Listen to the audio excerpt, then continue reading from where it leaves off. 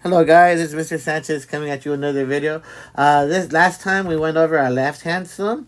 Today we're gonna continue a right hand and a midpoint sum. Okay, so remember, we went real quick. Left hand sum means that if I have a little curve like that, I use the left end points to create my rectangles. Okay, so what do we do when we have a right hand sum? So let's say if I'm gonna draw an easier curve, right? Let's say I use draw. That means I'm gonna start from the right side and make my points like that. And yeah, so we're gonna use the left, right hand sum. Okay, things you need to remember is that the area under a curve is defined as the integral from a to b of f of x dx, which for us, since we're using Riemann sum, is gonna be delta x. It's gonna be the summation of all those rectangles. So I is gonna be 1, and then we're gonna go all the way to the end, to a number n, for delta x, which is gonna be a defined number times x sub I. Right, we're gonna be multiplying those two together. We're gonna adding every rectangle. Um, okay, so luckily we have an easy function to look at, and I'm gonna go ahead and graph this function as well as like I did last time, just to try and show us um, what my graph should look like, and hopefully it works out. Just to give you an idea, we're gonna go 1, 2, 3, 4. 1, 2, 3, 4. 1, 2, 3, 4, 6, 7, 8, and 2. All right. So we're gonna start at 6. 1, 2, 3, 4, 5, 6. And you're gonna go down 1 over 1, down 1 over 1, down 1 over 1, up 1 over 1, up 1 over 1. And I can go 1 over more. All right. And you're gonna notice we have a line. I know you're probably thinking, why are we using easy functions? Because I want to show you the pictures, but we're not always going to use easy functions, right? So to begin, this is A, this is B, and we got to solve for delta x. Okay, what is my delta x? Delta x is always B minus A over n. And right here, my n is 4. All right, so it's going to be 1 minus negative 3 over 4. 1 minus negative 3 is 4 over 4. So my delta x is going to be size 1.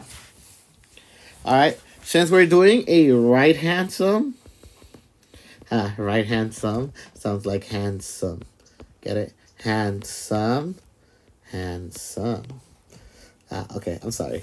All right. So since we're using a right-hand sum, we're going to start with B. We're going to start on the right side. And you're always going to subtract by delta x. So my x sub 1 is going to be B, which in this case is 1. And then my x sub 2 is going to be B minus delta x, which is going to be 1 minus 1, which is 0. And then we have x sub 3, which is x sub 2. If this not B, this is x sub 1.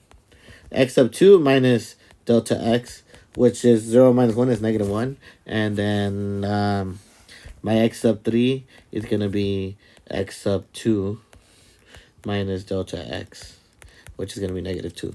Remember, if you use the right-hand sum, you're not going to use A. So we're not using this one. And likewise, if you use the A, you're not going to use B. All right, so let me go ahead and draw those rectangles for us. So we're going to start at 1. That's going to be this rectangle right here, like this. And we're going to have that triangle. We're gonna have that rectangle right here. And we're going to have this rectangle right here. And last but not least, this rectangle right here. Remember, this delta x equal to 1. And then my height here is going to be using f of negative 1. Negative 2, I mean. F of negative 1. F of 0. And f of 1. Notice how we ignore negative 3 because we're using the right-hand sum. All right.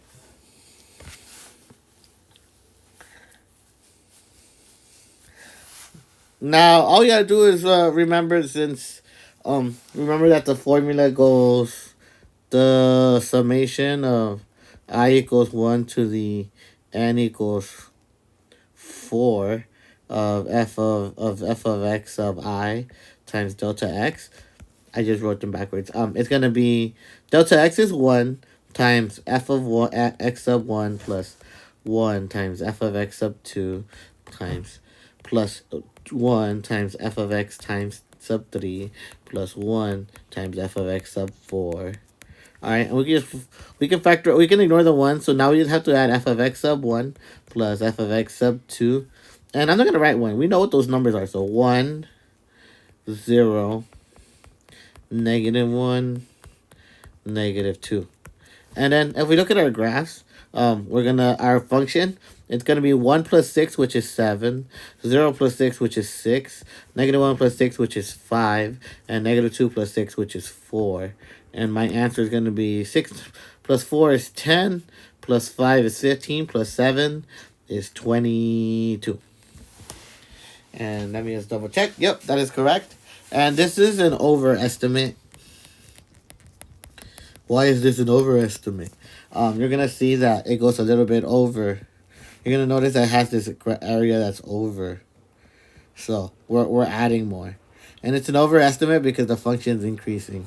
And we're doing a right-hand sum. Okay? So yeah, that's a right-hand sum. And now let's go ahead and do a midpoint sum. All right? Midpoint sum is going to be really easy. In the sense that we're going to do almost exactly the same. We're not going to draw the function. But if I was to draw the function, the way it would look, let's go ahead and get started. Midpoint sum. All right, midpoint. So I'm going to draw a simple example here, and we're not going to actually draw the function this time around because it's going to be too much work. So let's say I have a simple line, right? Let's make my life easy and have a simple line. So a midpoint sum says this is delta x, right? This whole thing from here to here. But we're going to use the middle point in here. So you're going to use this point. So you're going to get a little bit over, a little bit under. You're going to go a little bit over, a little bit under. So it's a little bit more accurate. It's a more accurate way to approximate it's a little bit more accurate way to approximate your area under the curve. However, yeah, it's a little bit more accurate. It goes a little over, a little under. Because the whole point of this is to try and become as accurate as possible for our sums. Okay?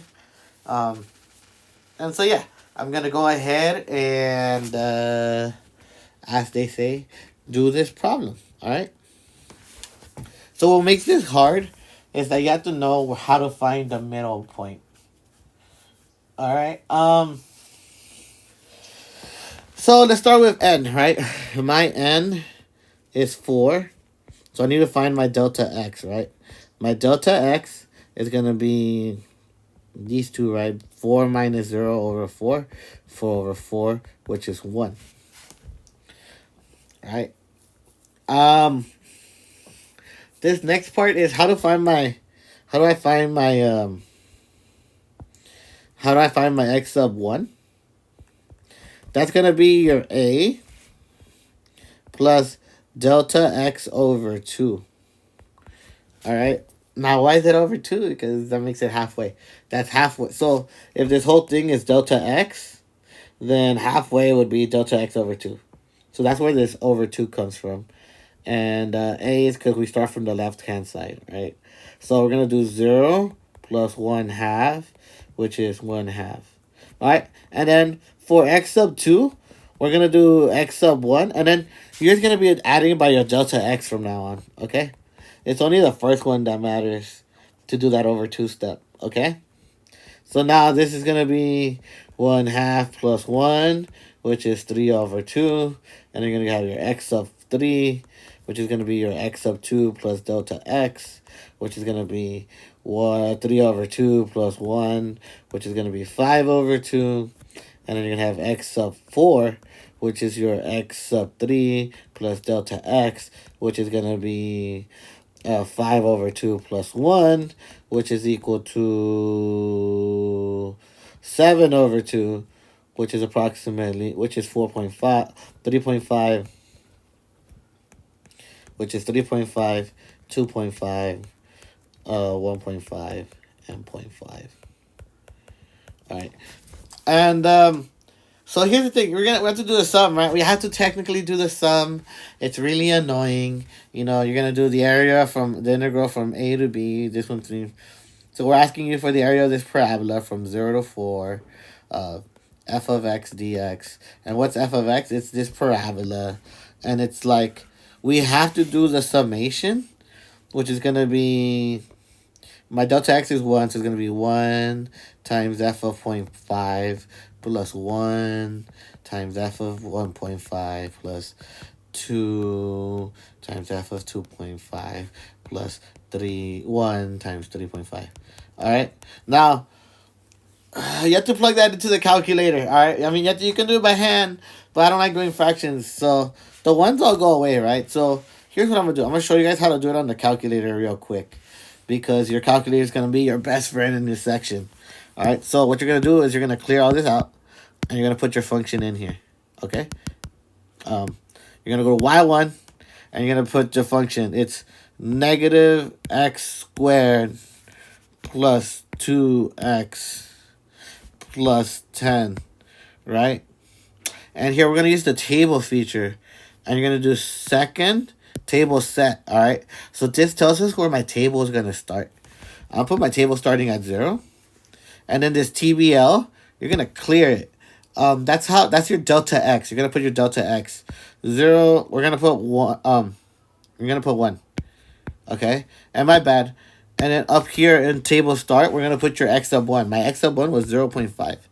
So, okay, we're gonna do that, and then you're gonna go second, and where you go to graph, it shows you the table, and bam, look, I don't have to do all the math for us. We're gonna do the calculator is gonna do the math for you. So it's gonna be 0.5. That's 10.75, right? 10.75 plus 10.75 plus 8.75 plus 4.75. And let's find out what that equals, all right? You could also do this also if you wanted to. So you know how I wrote things down here? I could just add these all up on the calculator, right? Or you could just do this. You're going to do alpha trace 1, and then just put parentheses 0.5. And then just repeat the same process. Alpha trace, y1. Oops, I forgot to do plus. Boop. Alright, and you're going to do 1.5 plus alpha trace, and then parentheses 2.5 plus alpha trace, y1 plus 3.5. And you're going to get the answer is 35. All right, and this is a little bit over / under, so we don't call it we don't say if it's an over or an underestimate. But that's how you do the midpoint sum, guys. All right, hopefully this is enough to get you guys through the other stuff. Bye. How do I stop this?